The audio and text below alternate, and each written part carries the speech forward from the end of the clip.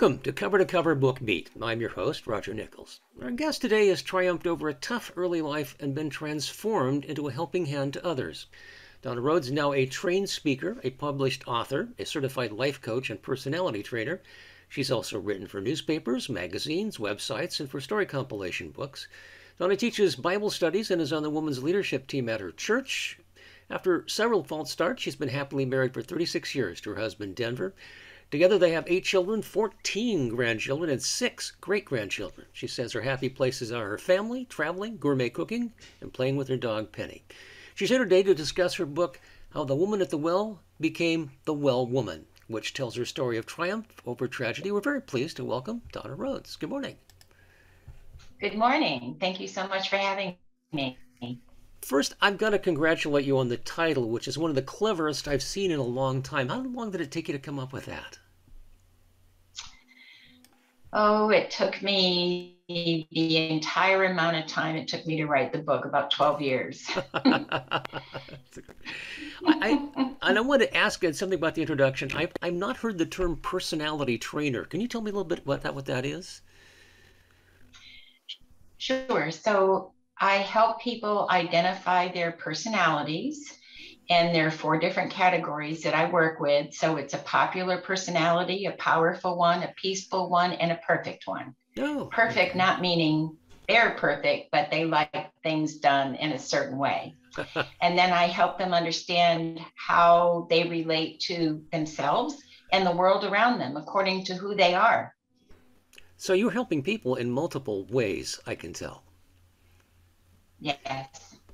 I have to say, you kind of hooked me early on with your analysis. In the introductory section, you say, and I quote, "After researching the Bible further, I saw that wherever there's a woman and a well in the Bible, it usually culminates in a wedding." I had never made that connection before. That's pretty cool. Yeah, it was cool when I made it too. Yes. Yeah. Excellent, excellent. You describe yourself as a sharer by nature. Was it easy to share some of these tougher times with readers? I don't think it was difficult. It was, by the time I told my story, I had been through the transformation. And so I was excited. I was excited to be able to share such a beginning and then to know that life can be very different. And so by the time I was ready to write the book, it was more excitement.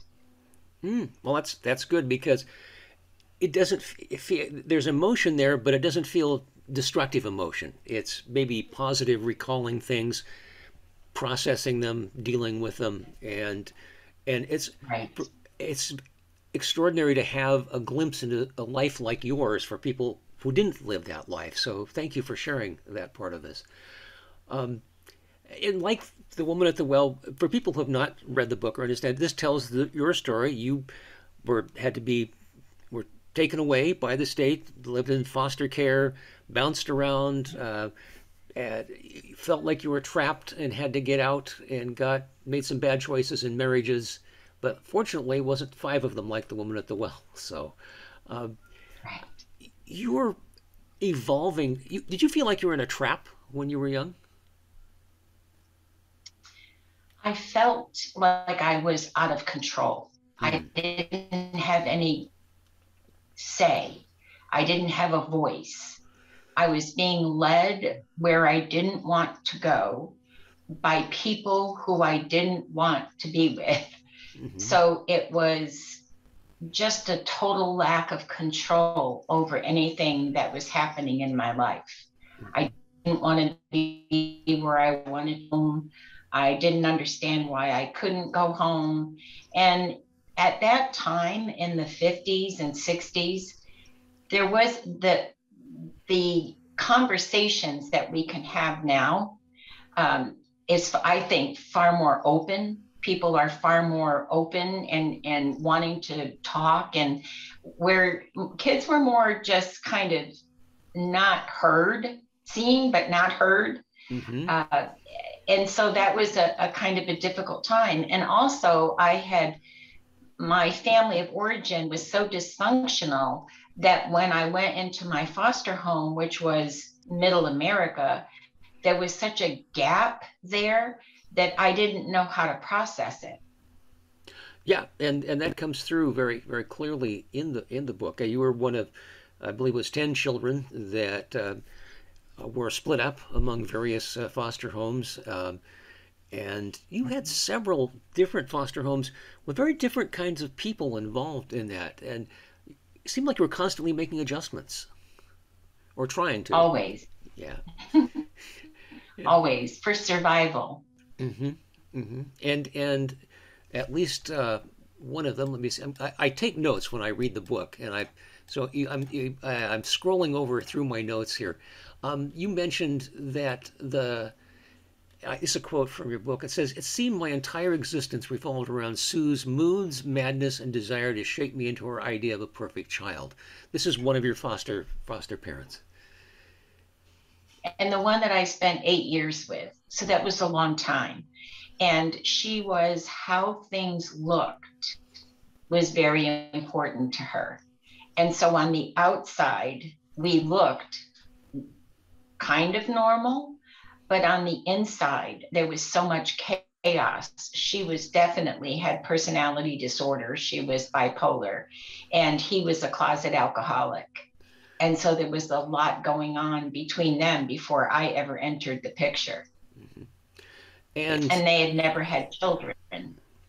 so they had no experience. And one thing about it, if you have a baby, you kind of develop along with the baby. But when you have a person who was already a person coming into your home, you haven't had that chance to grow with them. And you are concerned that it's going to disrupt your life. So you set down these harsh rules. That and the abuse that I had come from. Years later, I was able to reconnect with my foster mother. And I asked her what she was told about us. And she said nothing, that she received a phone call. They had qualified for foster parenting. She had received a phone call that said two girls needed a home. It was an emergency. Would they take them? And they said yes. And then we were dropped off at their door. And that's as much as she knew. She didn't know my background or my family, the abuse that had happened to us, the neglect. She had no idea what I had been through. And then from that time of being dropped off at her door, then I was supposed to just try to adjust to them and this new life. And I was old enough. My little sister came with me. She was 3, and she forgot, and she was able to adjust to them. And she spent her whole time there. She grew up there, but I was not. And I was 7, and I remembered my family. I remembered my mother, and that desire to go home was always there. And after some more bouncing around, you looked at marriage as an escape. Yes, marriage, not just as an escape, but survival. hmm Um, and just never having felt loved, or that I was worthy of love. And so when a man paid me attention and showed me affection and a desire, I didn't know how to process that either, because I didn't have that foundation. And so I misunderstood what the relationship, how it should be developing. It was too fast. And I didn't get to know the things that I should have known about a person before. I kind of was like an empty hole. It was when somebody showed me the affection, I was like, Yeah. and that kept me from being able to see the things that I needed to see. And as it turns out, there was some abuse involved as well there too. I'm sorry to say. Yes, Yeah. there was Indeed. quite a bit. I mean, you've made some tough choices, not always the right ones. I think the line that really spoke to me is when you said, "The loneliness inside me spoke louder than my common sense." Yes. If you never had affection, Boy, that's so true. yeah, Mm. yeah. And then I want to talk about the transformation that came about Mhm. from an unusual source, actually. Somebody suggested you to listen to a radio program. Yes, and I did. And actually, I first tried to go to a church. In my foster home, we were taken to church. So it was kind of a natural thing when I got into a bind. I tried to go to church, but it was in the 70s. And kind of perfection was how church, like you came in like everything was okay. And how are you? Fine, fine. And no one ever got down to the nitty gritty. And I definitely, by the time I was looking for help, was nitty gritty. And I shared a little bit with the pastor about what was going on. And he said, well, when you get rid of that boyfriend and stop smoking and you can come back. And I didn't know how to do any of that. It's why I was there. So I kind of got discouraged. But then somebody told me about this program that she listened to that helped her. And I turned the radio on and listened. And it seemed exactly what I needed. It was about parenting and the role of a mother in a home and just exactly what I was looking for. And so I continued to listen and I got connected to that group, but unfortunately, it ended up being a cult. And Mm-hmm. I stayed there for 20 years. Yeah, and it's kind of odd that you felt yourself trapped in one way, and you were actually in a larger prison for a while. I mean, this is the Garner Ted Armstrong's church. This is what was so Yeah, bizarre was you had an abusive husband, yeah, and the church did not believe in divorce, but he decided that because he was abusive, you could get divorced. And yes. then it was up to him to decide whether you could remarry. And I'm thinking, wait a minute, sounds pretty cult-like. And ultimately, that's what it turned out to It be. was. It was. Yes.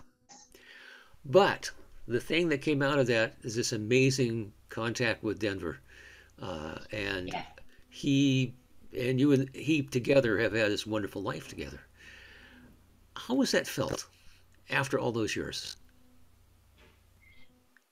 Oh, such a blessing. Gratitude to have somebody to really love you the way that God intended for you to be loved. And I think that's with Denver, his relationship with the Lord is what has given him the ability to love me and to have the kind of patience that really he needed to have in order to support me so that I could be the person that God meant me to be. So in the cult is where I met Denver. So, I said my next book is going to be I met him and him in a cult. And and so, God can use anybody, any place, anywhere. Mhm. And the fact that is what came out of that, it was the greatest gift. And yeah, it's been very, very special marriage. Indeed. So, was there any particular event or series of events that caused you to say, I need to give back and start doing this teaching and helping people?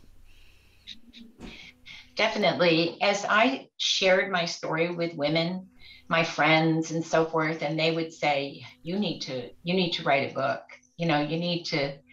And after seeing how my story helped, it encouraged me. Maybe that is what I'm supposed to be doing. I'm a sharer by nature. When I find something and it improves your life, a couple of years ago, I found the greatest potato peeler ever invented. And I was so excited about it. Every person I know got it for Christmas. It's like, I know this is kind of a silly gift, but let me tell you, this will peel your potatoes like never before. And so when I find something and it improves or helps, or if it's your laundry, your cooking, your child rearing, your personality, I love sharing it. And so when all of this happened in my life, it was like, why not do what you love to do? Share your story. And so it feels like it was my gift. And different people have different gifts. You know, I'm not athletic and I can't sing. And but I think we each have something to give to the world. And I think what I had to give was the miracle of the transformation from where I started from, through all that God brought me through, and get to the other side, and to share hope, to share don't give up, to share the lessons that I learned, so maybe somebody else won't have to go down that same road, and the triumphs as well, because there are lessons in that as well. Oh, absolutely, absolutely. When you do these talks, do women come up to you and say, "I've been having the problem. Can you help me?" Does that happen? Yes, a lot, a lot. And when I've spoken at conferences, when I have had my life coaching that I do with women, very often it's because they read the book or heard my story and know I've been there. And so they know that I'm not just speaking about it from book knowledge, that, you know, when heart speaks to heart, something happens. Well, I think something very tremendous has happened with this book. Um, you've been generous with your time, but I want to get in some information. If people are listening to this and they say, "Hey, I want to find out more," where can they get the book, and how can they find out more about you? Okay, so the book is on Amazon, and it is both in paper and in electronic. And also, I have a website, and it's onewellwoman.com. So ONE, onewellwoman.com. There, I have the first chapter of the book. I have a little video on the front page that you can watch, that tells you a little bit about me, and you can learn how to get in contact with me. And so that's my information. I'm glad to have that, and think that this will probably get a few phone calls to you, or connections, Oh, as it were. Our guest this very morning has good. been Donna Rhodes. The book is How the Woman at the Well Became the Well Woman. Thank you so much for your time today. Thank you so much for having me. I've enjoyed it.